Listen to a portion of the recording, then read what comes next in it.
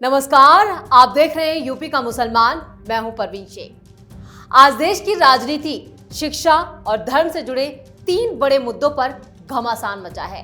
पहला और सबसे बड़ा मुद्दा है मौलाना महमूद मदनी का जहरीला बयान। जिहाद को लेकर दिए गए उनके बयान ने नई राजनीतिक बहस को तेज कर दिया है। मौलाना के समर्थक इस बयान की खूब तारीफ कर रहे हैं, जबकि विरोधी इसे भड़काऊ और विवादित करार दे चुके हैं। अब सवाल यह है कि जिहाद को लेकर आखिर देश में बार बार विवाद क्यों खड़ा होता है और ऐसे बयानों का समाज पर क्या असर पड़ता है। क्या अब जिहाद को लेकर सरकार को सख्त कदम उठाने की जरूरत है? और जो कट्टरपंथी मौलाना ये जहर उगलते हैं, तो क्या इसके पीछे कांग्रेस का इकोसिस्टम है? दूसरी खबर देश के प्रतिष्ठित शिक्षण संस्थान अलीगढ़ मुस्लिम यूनिवर्सिटी से जुड़ी है, जहां अजान को लेकर विवाद है और हंगामे की खबर सामने आई है। कैंपस के भीतर धार्मिक गतिविधियों और संस्थान के नियमों को लेकर बहस छिड़ चुकी है। आखिर शिक्षा के मंदिर में यह विवाद क्यों खड़ा हुआ और इसके पीछे की पूरी कहानी क्या है, मैं आपको बताऊंगी। और तीसरा सबसे बड़ा मुद्दा है यूनिफॉर्म सिविल कोड यानी यूसीसी, जिस पर एक बार फिर सियासी और धार्मिक बहस तेज हो चुकी है। देश भर में यूसीसी को लेकर अलग अलग मुस्लिम संगठनों की तरफ से विरोध दर्ज कराया जा रहा है। सवाल यह है कि क्या समान नागरिक संहिता संविधान की भावना को मजबूत करेगी या फिर इसे धार्मिक पहचान पर चोट के तौर पर देखा जा रहा है। यूसीसी पर बवाल, एमयू में अजान को लेकर हंगामा और जिहाद पर मदनी के बयान से उठे सवाल। आज इन तीनों मुद्दों की पड़ताल करेंगे, तथ्यों के साथ, हर पक्ष की राय के साथ और उन सवालों के साथ जिनके जवाब जानना देश के लिए जरूरी है। जिहाद करना हर मुसलमान का फर्ज है। ये मदरसे से निकली हुई तहरीक है।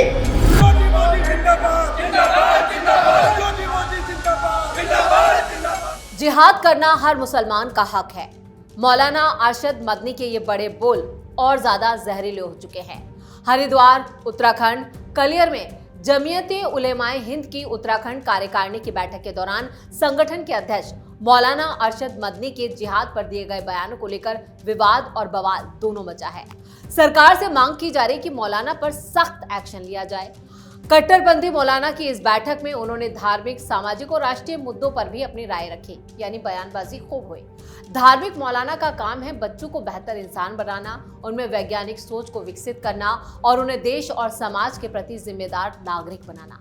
लेकिन जब शिक्षा, धार्मिक शिक्षण के नाम पर कट्टरपंथी विचारधारा को बढ़ावा दिया जाता है, तब ये चिंता पैदा करता है। सुरक्षा एजेंसियों और कई रिसर्च रिपोर्ट में यह बात सामने आई है कि कुछ कट्टरपंथी और जिहादी संगठन मुस्लिम युवाओं को अपने प्रभाव में लेने की कोशिश करते हैं और मकसद होता है आतंकवाद को बढ़ावा देना। अब मौलाना मदनी का जो बयान आया है सामने, पहले वो देख लेते हैं जिस पर बवाल मचा है। से शुरू हुई है। उन्होंने मुल्क की आजादी के लिए जिहाद का बयान 1803 के अंदर दिया कि हमारा मुल्क गुलाम हो गया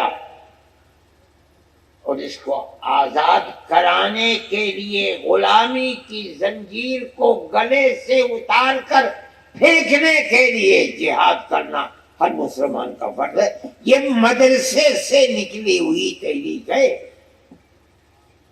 जो नहीं जानता वो जाहिल है।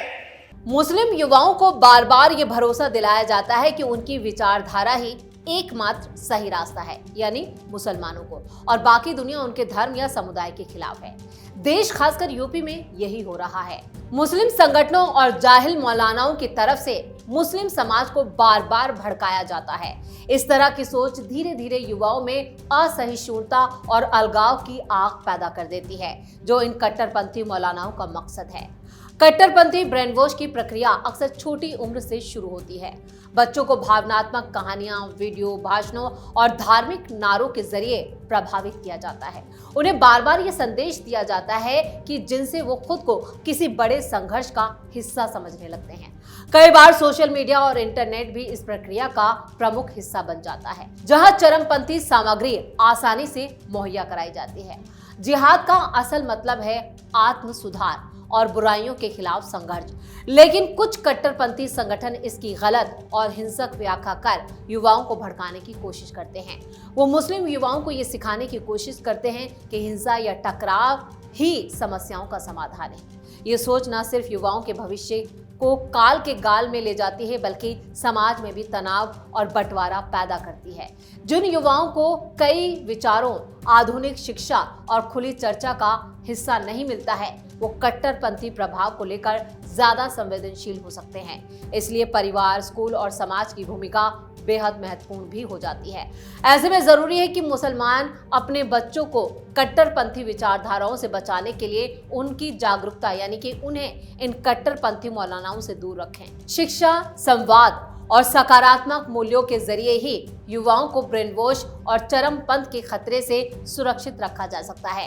साथ ही इन मौलानाओं की इन तकरीरों पर बैन लगना चाहिए और सरकार की तरफ से भी इस पूरी तकरीर को लेकर, और जो भी मौलाना इस तरह के जिहाद को लेकर कट्टरपंथ को बढ़ावा देने के लिए किसी भी तरह की तकरीरें दे या भाषण दे, तो उस पर सख्त सजा भी होनी चाहिए उससे, और जिससे इस तरह की जो पूरी जो एक कह की एक कड़ी है, एक के बाद एक जो मौलाना इस तरह के बयान देते हैं, उस पर रोक लग सकेगी। एमयू में अजान पर क्यों मचा बवाल? देश में एक बार फिर मस्जिदों में लाउडस्पीकर के इस्तेमाल को लेकर बहस तेज हो चुकी है। इस्लाम के जानकार और धार्मिक मामलों के जानकारों के बीच ये चर्चा चल रही है कि अजान और इबादत इस्लाम का महत्वपूर्ण हिस्सा है, लेकिन लाउडस्पीकर जैसी तकनीकी व्यवस्था धर्म का अनिवार्य हिस्सा नहीं है। कुछ विद्वानों का मत है कि पैगंबर मोहम्मद के दौर में लाउडस्पीकर जैसी कोई व्यवस्था नहीं थी, इसलिए इसे धार्मिक जरूरत नहीं माना जा सकता। ये बिल्कुल सच है। वहीं कुछ लोग ये तर्क दे रहे हैं, यानी अपने कुतर्क दे रहे हैं, अगर किसी डिवाइस के इस्तेमाल से दूसरों को असुविधा होती है तो उससे बचना भी चाहिए, ये भी एक अच्छी बात है। लेकिन इस मुद्दे पर पहले भी कई धार्मिक और सामाजिक हस्तियों ने अपनी राय रखी है। गीतकार और लेखक जावेद अख्तर ने भी कहा था कि अजान महत्वपूर्ण है, लेकिन लाउडस्पीकर उसका अनिवार्य हिस्सा नहीं है। देश की अदालतें भी कई मामलों में साफ कर चुकी हैं कि अजान इस्लाम का हिस्सा है, लेकिन लाउडस्पीकर का इस्तेमाल मौलिक अधिकार नहीं माना जा सकता। हालांकि इस पर मुस्लिम समाज के भीतर अलग अलग मत हैं। कई धार्मिक संगठन लाउडस्पीकर को सिर्फ सुविधा का माध्यम मानते हैं, जबकि दूसरे इसे आधुनिक समय की जरूरत बताते हैं। लेकिन उसके बावजूद मुस्लिम समाज अजान पर बवाल मचा रहा है। ताजा मामला जो है वो अलीगढ़ मुस्लिम यूनिवर्सिटी का है, जहां अजान को लेकर छात्रों और यूनिवर्सिटी मैनेजमेंट में ठन चुकी है। देश की सबसे प्रतिष्ठित अलीगढ़ मुस्लिम यूनिवर्सिटी एक बार फिर चर्चा में है। इस बार मामला यूनिवर्सिटी की व्यवस्था, नियमों को लेकर नहीं, बल्कि परिसर में मौजूद मस्जिदों में अजान और मजहबी रिवायतों से जुड़ा है। छात्रों का आरोप है कि एक बड़े सियासी प्रोग्राम के दौरान परिसर में लाउडस्पीकर से अजान देने पर रोक लगा दी गई थी। ये विवाद तब शुरू हुआ जब छात्र कार्यकर्ता और अधिवक्ता सैयद कैफ हसन का एक खुला पत्र वायरल हुआ, यानी एक खुली चिट्ठी। इस पत्र में उन्होंने एमयू प्रशासन पर संगीन इल्जाम लगाते हुए फैसले पर गंभीर सवाल खड़े कर दिए। सैयद कैफ हसन ने वाइस चांसलर, टीचर्स और पूर्व छात्रों को संबोधित करते हुए कहा कि यूनिवर्सिटी के इतिहास में ये पहली बार है जब इस तरह के आरोप सामने आए हैं। हालांकि एमयू प्रशासन इन आरोपों को सिरे से खारिज कर रही है। यूनिवर्सिटी के चीफ प्रॉक्टर नावेद खान ने इस खुले पत्र को भड़काऊ बताते हुए कहा कि अजान पर किसी तरह की कोई रोक नहीं लगाई गई थी। उन्होंने कहा कि लगाए गए सभी आरोप बेबुनियाद हैं और प्रशासन की तरफ से ऐसा कोई आधिकारिक आदेश जारी नहीं किया गया था जिसमें मजहबी सरगर्मियों को रोकने की बात कही गई हो। इस बीच सैयद कैफ हसन ने प्रशासन पर यह आरोप लगाया कि वो मूल सवालों का जवाब देने की बजाय मुद्दे से ध्यान भटकाने की कोशिश कर रही है। उन्होंने ये कहा कि छात्रों की ओर से उठाए गए सवालों का जवाब देने की बजाय सवाल उठाने वालों को ही निशाना बनाया जा रहा है। एक छात्र ने यह भी कहा कि Habib hall, Suleman hall, Aftab hall के मैकडोल हॉस्टल में अजान को रोक दिया गया। यह उस वक्त हुआ था जब मुख्यमंत्री योगी आदित्यनाथ एक कार्यक्रम में शामिल होने के लिए 22 जून को अलीगढ़ पहुंचे थे। उनका हेलीकॉप्टर एमयू के विलिंगटन पवेलियन में उतरा था और उसी वक्त अजान को रोक दिया गया था। अब अजान को लेकर हमने जिस तरह से कहा है कि अजान तो इस्लाम का महत्वपूर्ण हिस्सा है, लेकिन वो लाउडस्पीकर से दी जाए ये कंपलसरी नहीं है, यानी कि वो इस्लाम का अनिवार्य हिस्सा नहीं है। अदालतें भी और कई मुस्लिम संगठन जो सकारात्मक हैं जो मुसलमानों का उत्थान चाहते हैं, विकास चाहते हैं, वो साफ कह रहे हैं कि लाउड स्पीकर यानी जिन आवाजों या जिन डिवाइसेस से अगर किसी को असुविधा है तो उससे बचना चाहिए।